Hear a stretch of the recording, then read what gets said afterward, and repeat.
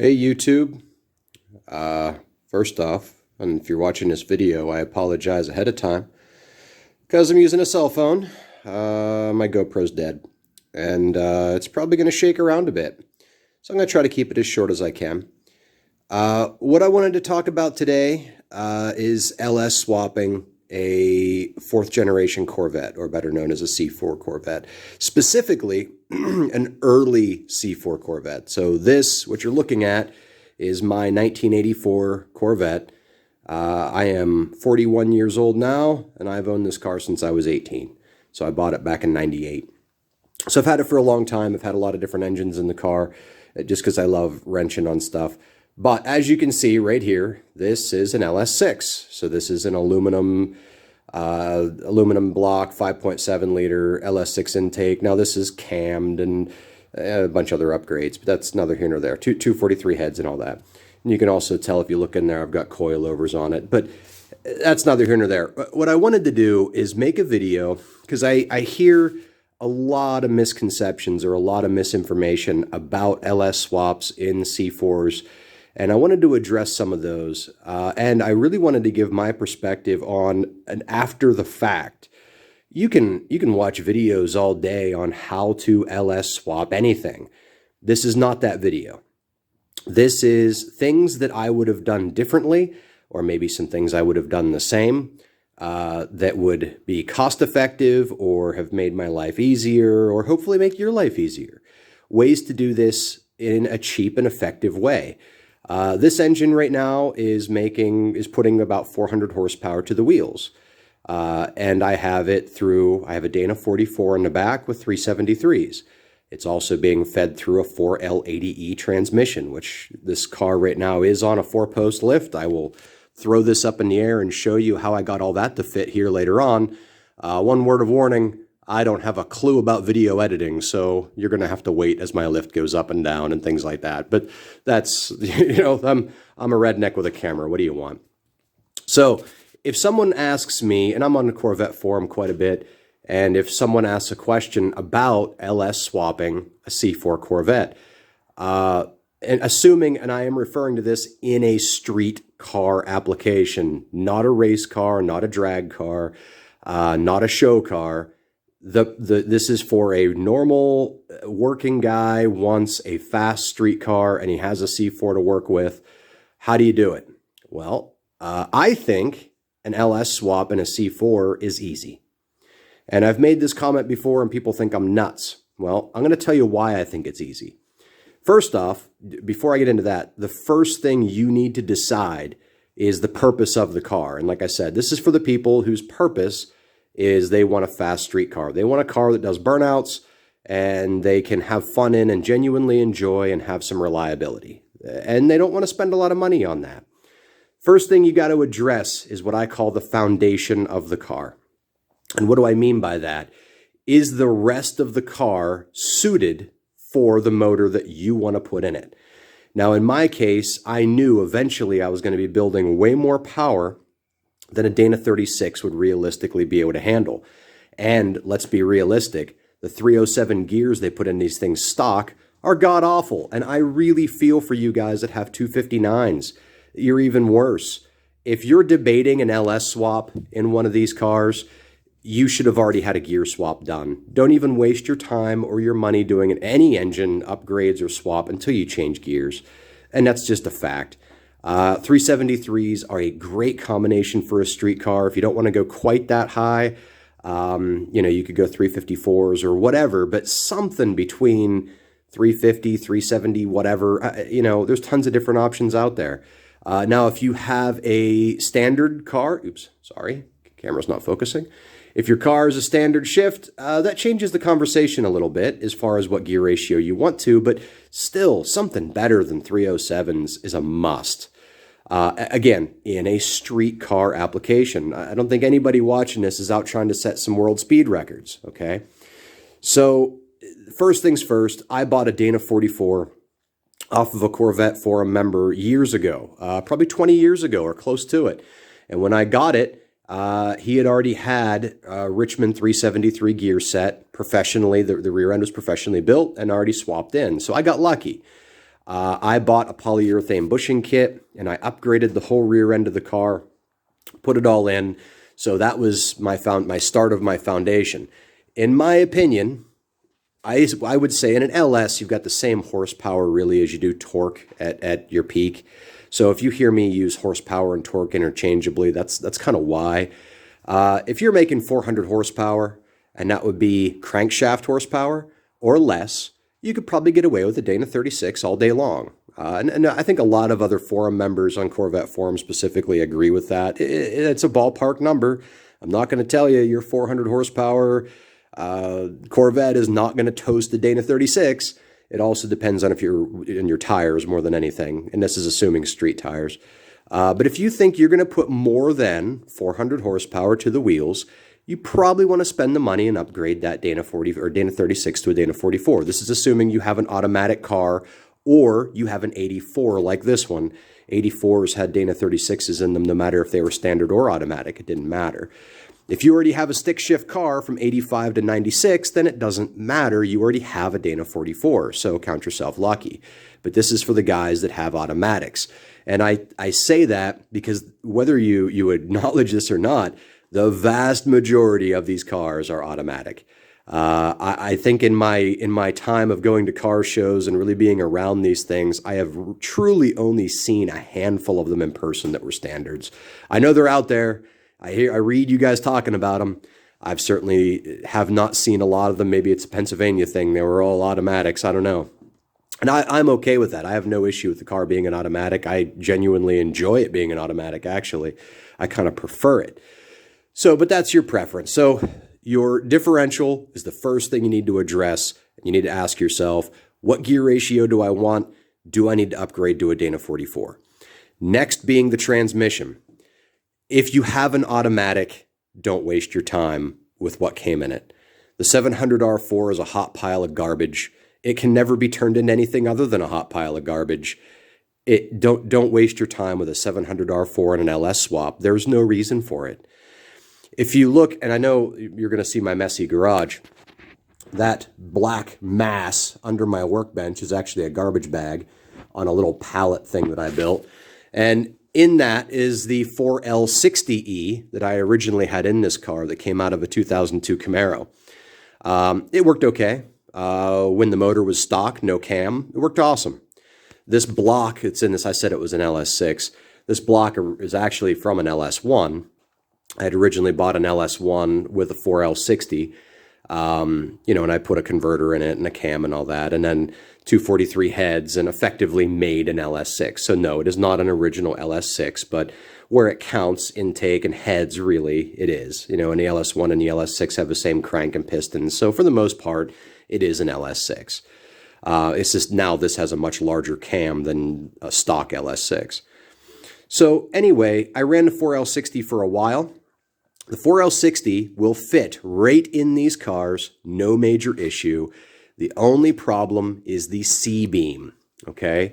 The dreaded C-beam.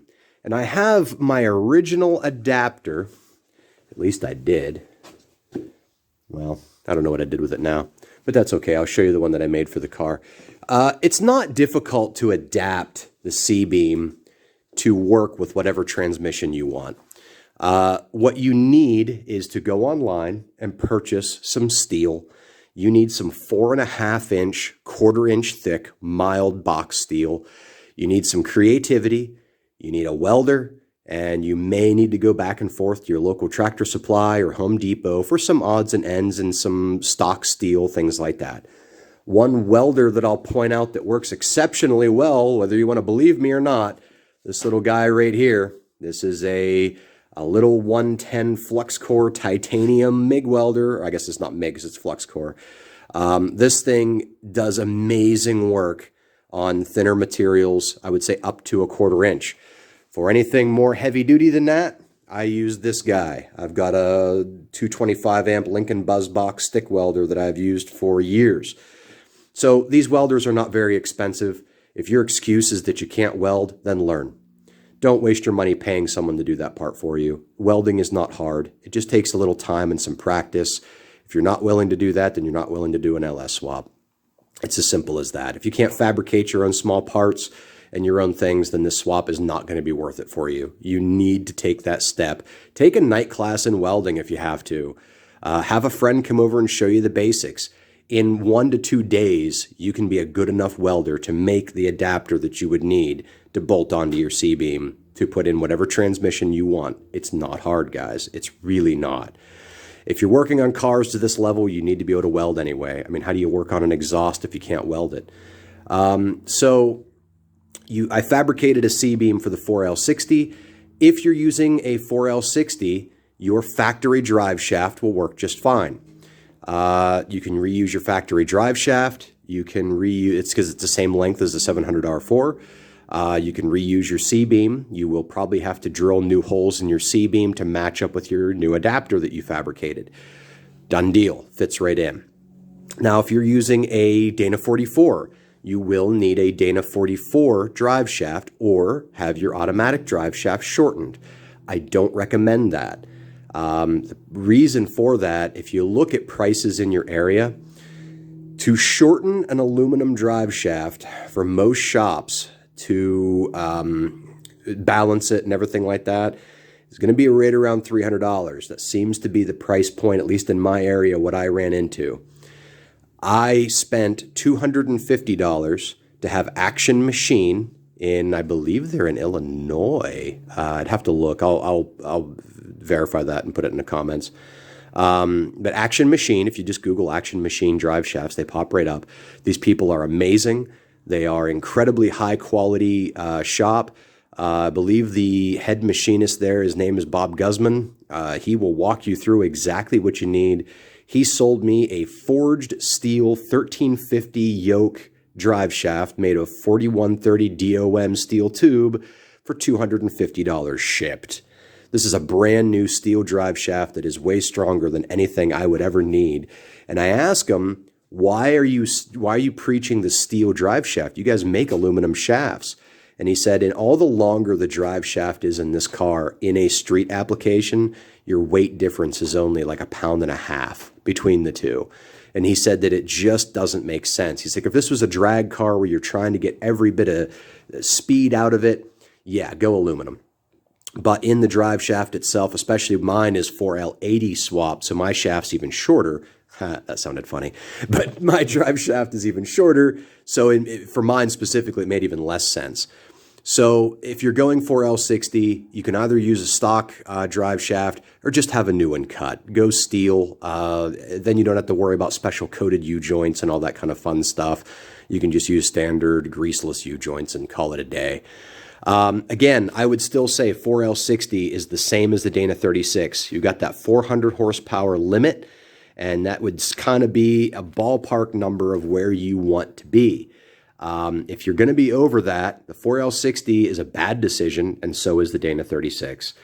A 4L80 fits right in these cars, and obviously so does the Dana 44, and that's what's in this one here. So that would be my first thing, is if you're be honest with yourself on what you want for a horsepower goal here.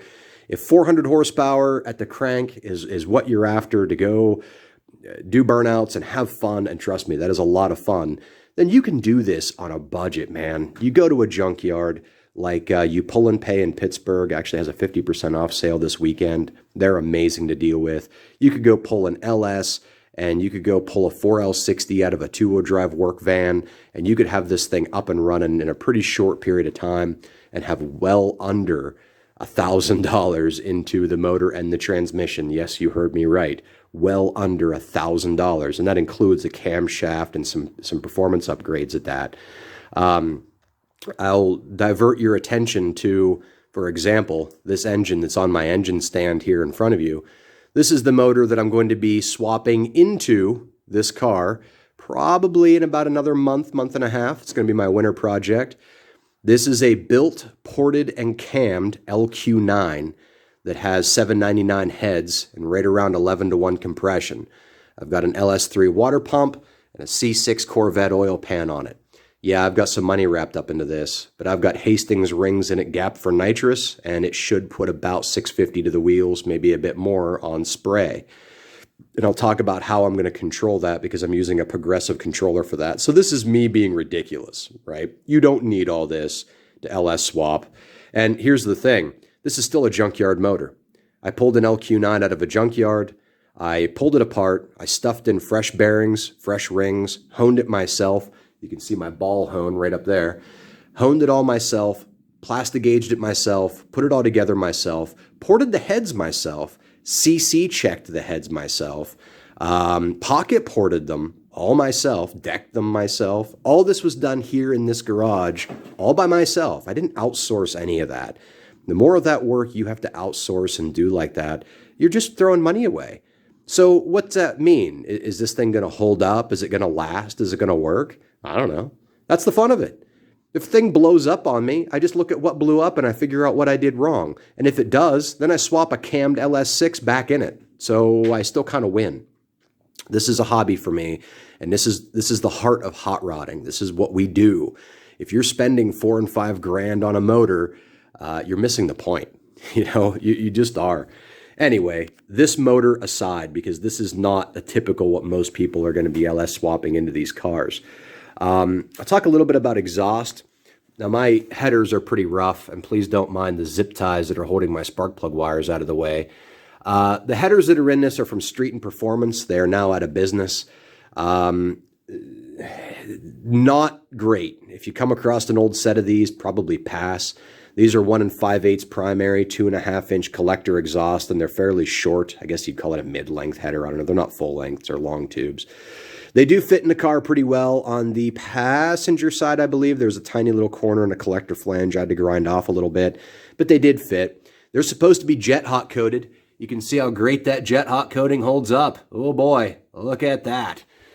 Don't ever believe the Teflon ceramic Cerakote BS, because that's all it is BS. Either get stainless or bitch about them rusting. Those are really your choices. Get stainless headers. If you live in Pennsylvania, like what this video is being filmed in, get stainless. A lot of people ask about air conditioning, and that's easy. Just remove it. And I'll show you how I did that over here. So you can see I don't have a, I guess what would that be, the accumulator. I chopped it off, and I took a piece of sheet metal and fiberglassed it over it, and now I'm using it to mount relays.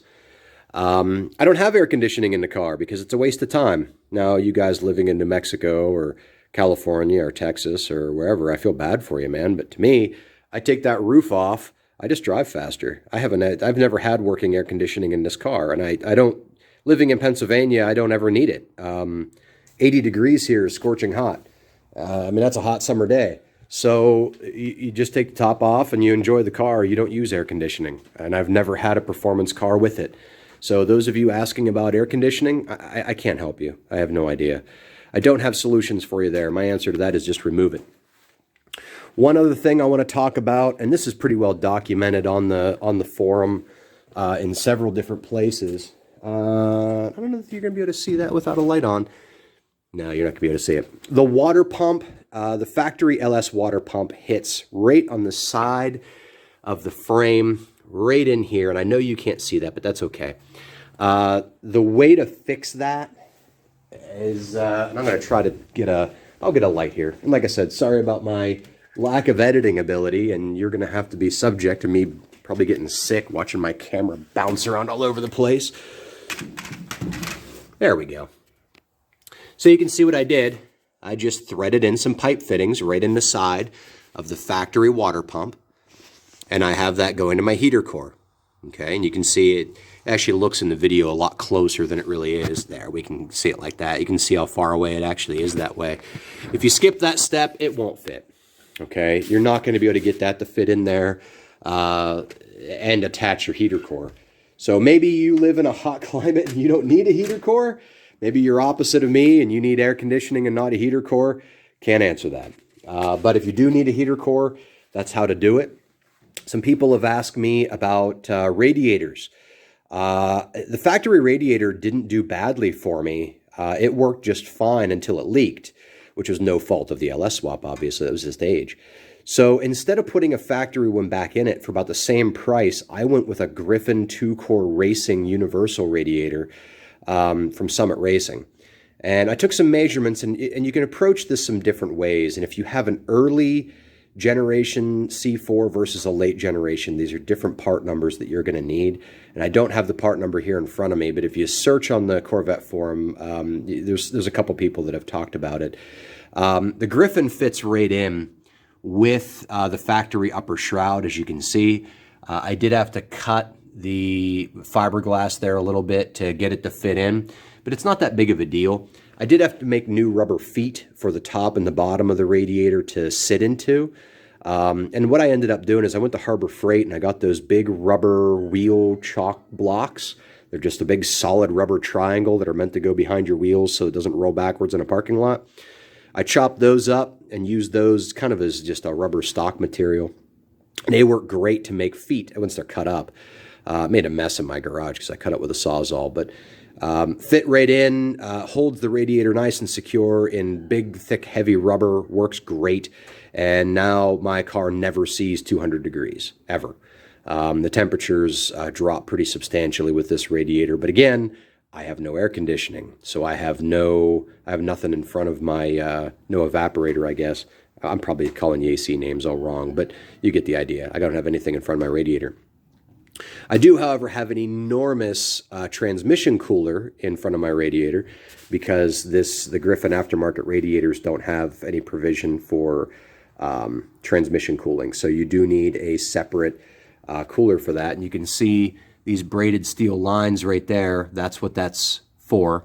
Those are 6AN hoses that are going from a junkyard, 1-inch thick. I believe it came off a 1-ton Ford truck, if I'm not mistaken.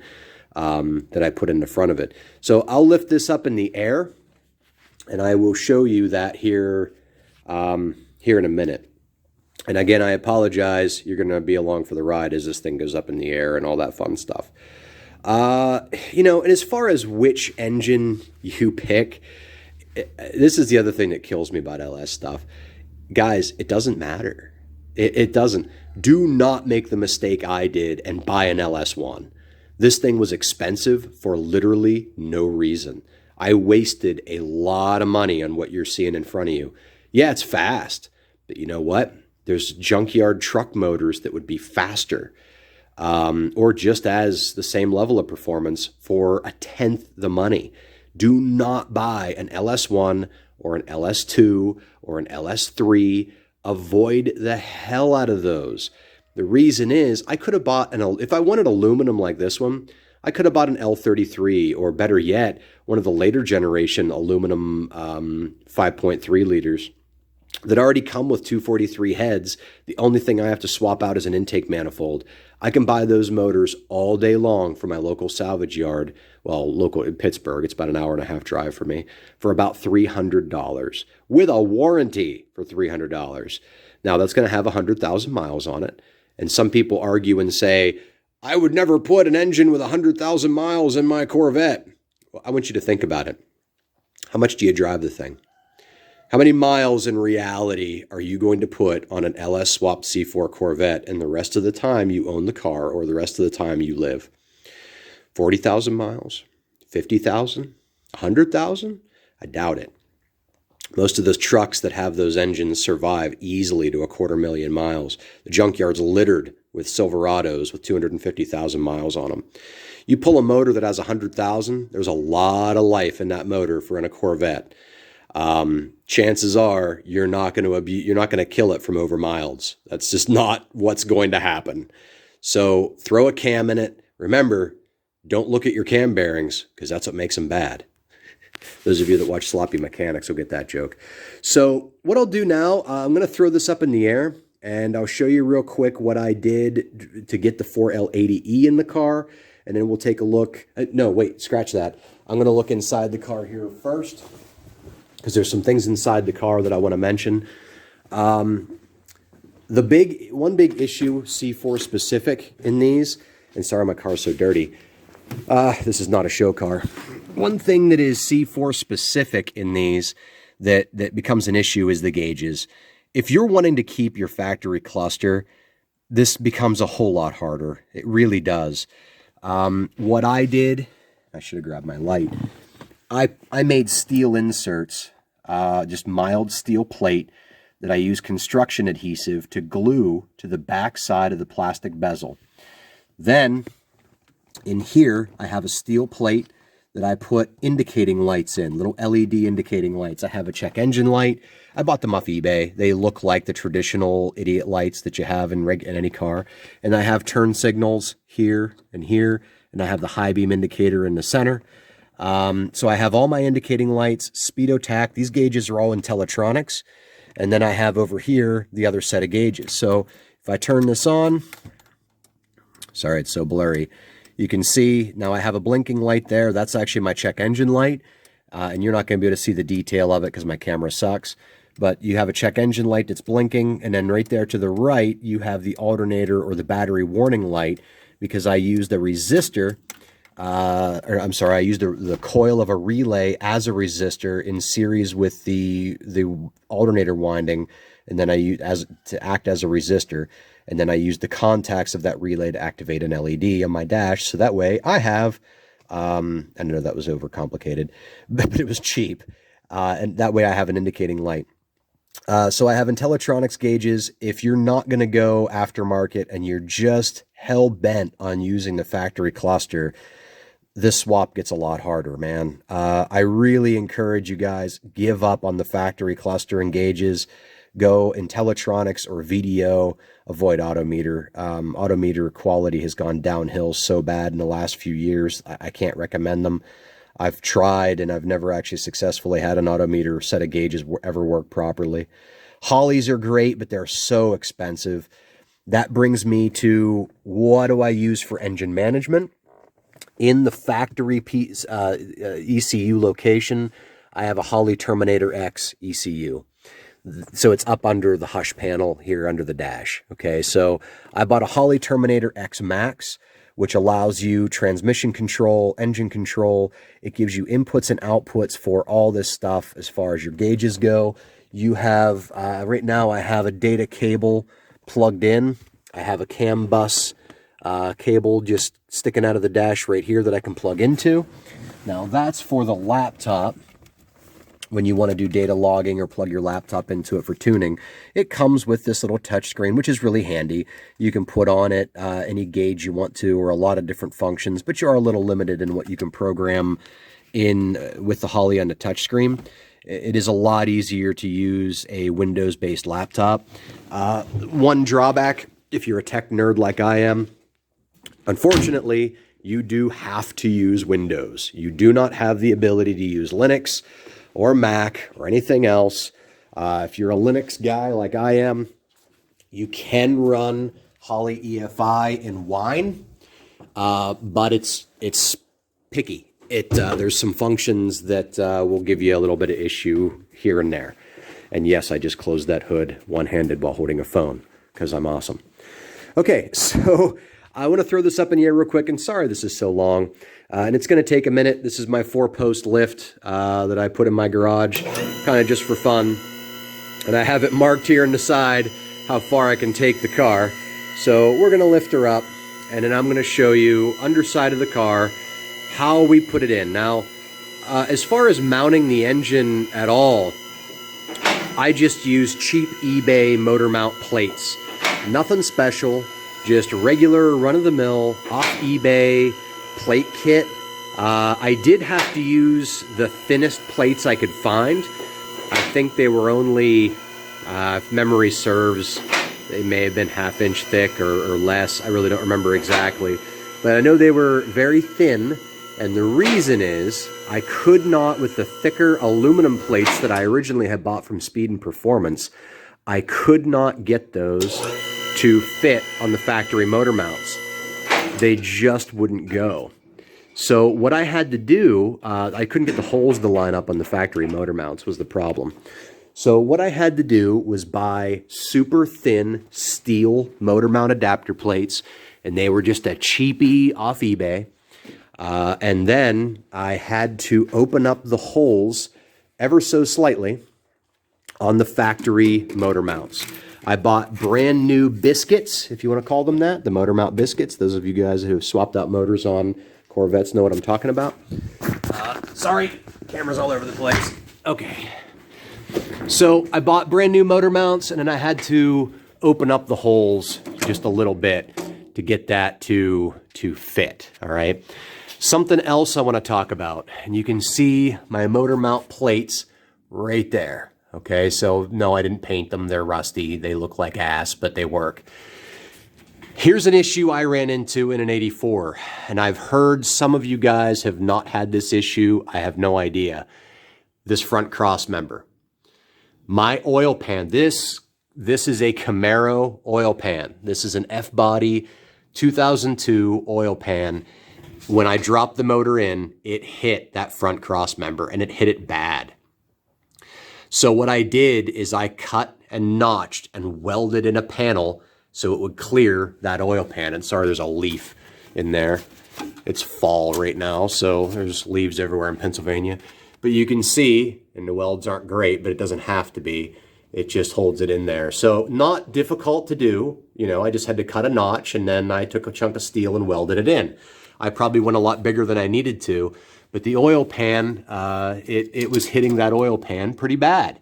So there was no way that was going to work. So I gave myself lots of room.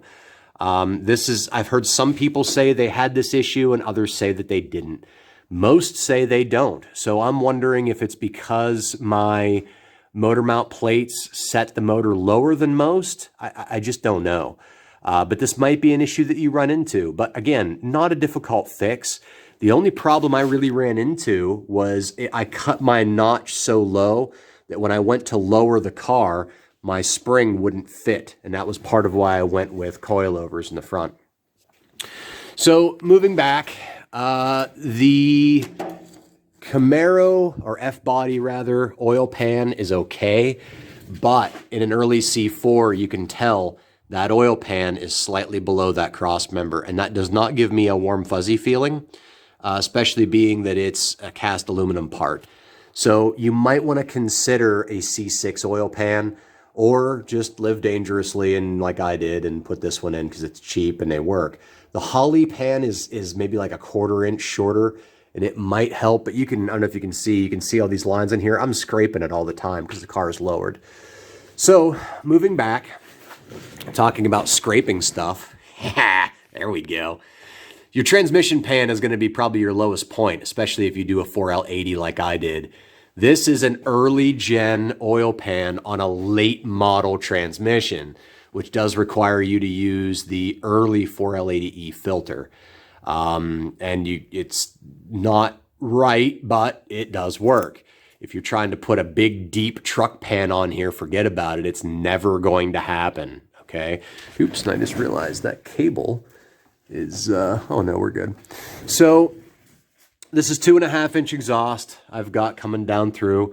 4L80E, you can tell here, and this was done after the fact, this torque converter cover that's on here, I just took a grinder and lopped this lip off. 4L80Es have like a 1 inch lip here, and this lip was getting hung up on everything, so I just crudely ground it off just to give me some clearance. People run without these covers all the time. I only have this cover on to keep dirt and dust out. You don't have to run the cover at all on a 4L80. 4L60s do not have this problem. They sit higher. 4L60 will give you more ground clearance, hands down. I am running all this with a B&M, or controlling all this with a B&M ratchet shifter. As you probably saw whenever we were inside the car, I had to fabricate a bracket here of my own design to hold that together. I just used a junkyard lever that I welded together with some shims, and I got it to have the position and the alignment I wanted. And then I powder coated it and bolted it on the car. It took me like 2 hours of just fiddling with that. So not a huge deal. Okay, coming back. This is the infamous C-beam adapter that you're not going to be able to see very well because of my exhaust being in the way. There are lots of pictures I have taken of this on the Corvette forum, if you care to look. But this is literally a piece of 4.5 inch box steel that was cut and modified and fit onto the back end of a factory 4L80E tail housing. Bolted down, it works exceptionally well. The C-beam had to be shortened and bolted through the adapter that I made once I got the angle that I wanted. And yes, those are American bolts. They're just grade 8s. Nothing super fancy there. The drive shaft, this is that Action Machine forged steel drive shaft on a Sonex 4130 slip yoke that I have in there. So way beefier than what I would ever need it to be. Coming back here, I can't remember the brand of that yoke. This is a 1350 yoke, okay, that I have on here. And yes, don't mind my crude exhaust hanger. This is a 1350 yoke that I have on here. So I had to change the yoke on the Dana 44 from the 1310 to the 1350. Not bad. You just torque the thing down, you know, not the end of the world. Just make sure you get the strap type like this one or the bolt through straps. They work a lot better. Again, you wouldn't have to necessarily go this route. Oh, I can see just a little bit of the logo on there. Oh, I just got a notice on my phone that this is a new video now. So I guess I'm gonna have to edit them together anyway. So, well, and to be honest with you, that's about it anyway. South Action Machine, actionmachineinc.com. You probably can't see that on the sticker. There we go. actionmachineinc.com, South Bend, Indiana. So they're the ones that made the drive shaft. Guys are awesome. Really did just an amazing job for me. I couldn't ask for anything any better. Only other thing I want to mention is fuel. This one has an in-tank Walbro 255, and that's what I'm running this motor with. It works really well. I do have this that's going in with the new motor. This is my new sending unit. I pulled this out of a vet out of the junkyard. This is a Walbro 450 or 475 because I'm going to be doing flex fuel. So I have a set of Holley injectors for flex fuel and things like that. That brings me actually, if you're not doing flex fuel and you're just running regular pump gas on a naturally aspirated motor, injectors are cheap. Do not waste your money in an LS on expensive injectors. Go to the junkyard, find any flex fuel vehicle, or another awesome source of injectors are your like Buicks that had the supercharged 3800 Series 3 motors. Find 2 of them, pull 8 injectors. Those are, I believe, like 36-pound injectors that'll fit right into an LS intake. I pulled these are 36-pound that I got out of a flex fuel Silverado. Being a 36-pound stock, they work very well. The Holley Terminator actually has data for them already in the software. You just click it and run it, and it's easy. So the cost is one issue that I want to talk about. The cost of the LS swap. Assuming you're going to stay under that 400 horsepower mark, you've got a Dana 36, and you want to go with a 4L60, and you want to just drive and cruise and enjoy the car with an LS and do burnouts and have fun. Well, you need a gear swap. Don't even waste your time. Do a gear swap. Whether you do it yourself or you pay someone to do it is up to you.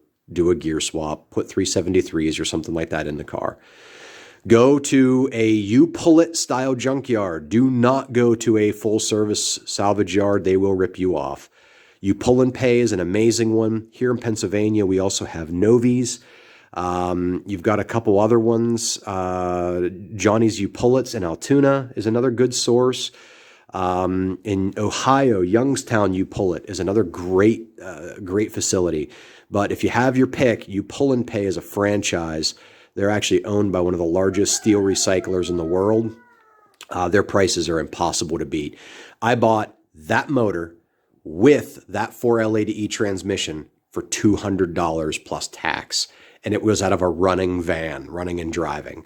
You can't beat that. And it had 100,000 miles on it. So it's like, come on. I didn't even pull these out of the same car. That came out of an Escalade, and the transmission came out of the van. I just pulled them both and put them both together. You know, it's like, what more do you want? So you go find yourself a 2-wheel drive express van. If you're looking for a 4L60, you're going to find a 1500, just a half-ton van. pull the 5.3 or 4.8 or whatever's in there out. Take the 4L60. If you're going to keep that iron block, keep that iron block. If not, find yourself a Trailblazer, and you're going to look at the VIN number, and you can track. Usually most of these salvage yards will give you the VIN online on their Facebook pages. So you track down and you look through Trailblazers until you find one that has the 5.3. A Trailblazer with a 5.3 is going to be an aluminum 5.3 always. Don't waste your time trying to find the L33 out of a truck. I know people talk about that because that was kind of the first aluminum 5.3. The problem with that is they're very rare and you're not going to find one, at least not in my area. They were only in extended cab four-wheel drive trucks, and it was the 5.3 HO. I've actually never seen one. But I've seen tons of Trailblazer XLTs that have the 5.3 aluminum in it that's a little newer, and they're already flex fuel. They already come with the flex fuel injectors and everything. So pull that motor, pull a 4L60 out of a two-wheel drive work van, get yourself a Circle D or FTI 3200 or 3000 stall converter. Get yourself a sloppy stage 1 or sloppy stage 2 camshaft. This one is actually in between the two. The cam that's in this one is an Elgin 220, 224, 112 duration. Runs great. It ran great on a Circle D 3200 stall converter too. Put that all together and you've got $300 or so into the motor and transmission. The converter is going to cost you a little bit. You might have $600 into the converter for a good one. Holley Terminator X Max is going to cost you $1,200. Okay, fine. But the thing is, what you have to understand, there's no dyno tuning then. The Holley Terminator self-tunes. The self-learn function on it, it has a built-in wideband O2, is amazing. This car runs great, and there's no dyno tuning. It tuned itself. I've never paid to have it professionally tuned. I have only tweaked some minor things in it with inputs and outputs and a little bit on timing. Other than that, this car learned how to drive itself. It did take about 20 miles or more of it running like crap before it got to that point, but you don't have to pay someone to tune it. That's a huge cost savings if you think about it, and a lot of the threat of an LS swap out. You know, a lot of people are afraid of that part. So that's about it, guys. Just a couple things to throw out there. If you're looking at LS swapping a C4 Corvette, it's not that intimidating if you're ditching the factory gauges, and I couldn't get them out fast enough because I hated the way they looked. And as long as you make a plan and you stick to it, get different gears. Are you sticking with a Dana 36? Are you upgrading to a Dana 44? Are you sticking to a 4L60? Or are you upgrading to a 4L80? Don't use a 700R4. It's a complete and total waste of time. Last thing, don't build a 4L60. Again, you're going to spend $3,000 or $4,000 on a transmission that can already do what a bone stock 4L80 can do. The weight difference is not that much, and people talk about, oh, it takes so much more rotating mass. That's a bunch of BS. I've got a couple $100 into that transmission, and I can do burnouts and hole shots all day long. Last thing I had mentioned, I was going to talk about how I'm going to run the nitrous. The Holley actually has the ability to do progressive nitrous control. So this motor here is going to be fed with a 200 shot of dry nitrous from the Holley. So, but that'll be, I actually don't know that I'll have the nitrous in this winter. My goal is to get that motor in there and get a tune that makes it run okay and the bigger injectors and all that. That's about it, guys. Hope you enjoyed the video. Sorry it was so long.